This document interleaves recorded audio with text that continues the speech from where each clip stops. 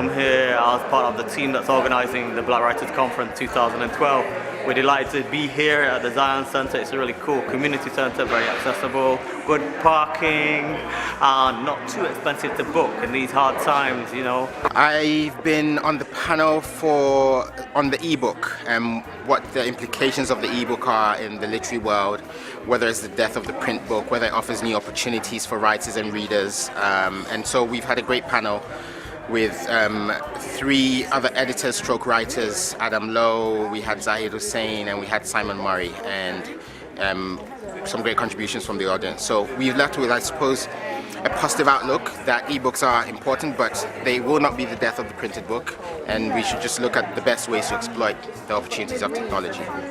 So today I've just been on a panel looking at the future, really, so looking at the phenomenon of ebooks and social media. I'm also here to learn and engage with all the other panels because it's a really exciting programme we've got today. Well, for several reasons. I've always supported the Black Writers Conference. It's probably my 3rd time here, and today I was invited to be part of the panellists that looks at the future of poetry. I've come to this conference because I don't think there's enough forums like this for particularly BME writers who can sometimes feel a little bit sidelined by the mainstream. And I also love the exchanging of ideas, the different discussions that we've already had, and how young people in particular have contributed to this topic. I find it fascinating. I've come to the conference I was interested to find out about one of the issues that they're looking at for young people, about how they are developing the word, the language that they are born with. But I've come to the conference because I'm interested about children's writing and the lack of not enough capacity of African Caribbean writers to becoming more mainstream.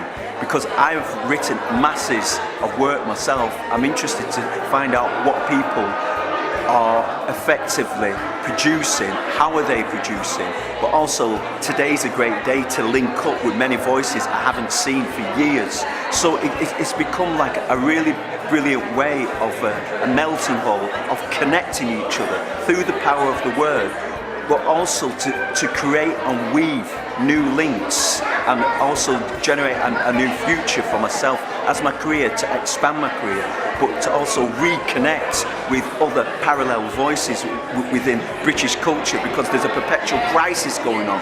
The perpetual crisis is never going to go away, but the key thing is we can create those elements of comfort in what we're doing for equality and for our human rights. Well, I've been asked to come here to do a poetic response to the actual event, like impromptu. So I've been sitting at the back, just like listening to what people have been saying, getting involved in some of the discussions, writing out notes, and then assemble it into a little poem so I can deliver it to the people to essentially let everyone know and hear back what they've been saying all day, really, but in a poetic, literary format.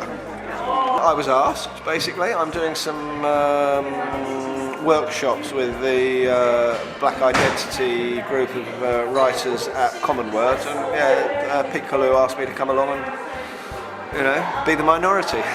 I was invited as a panellist, which was a real honour because I've come to the last 2 conferences here and I've really enjoyed being a participant, not just for discussions but also for connections and the people who are here, and had some really good friends and contacts here, so it was a real pleasure being on the panel here today.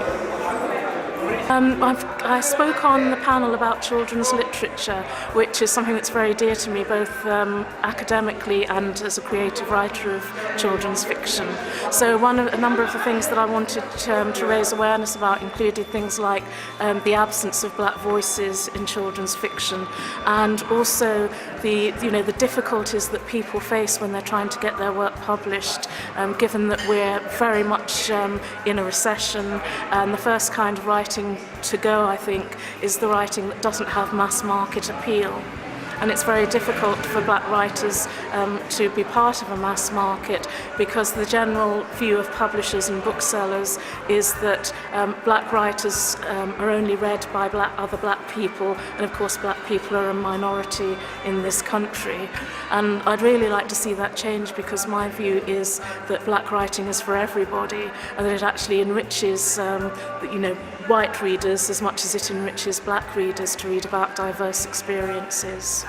I'm at the conference today because I was asked to chair a panel, the panel about children and diversity in writing.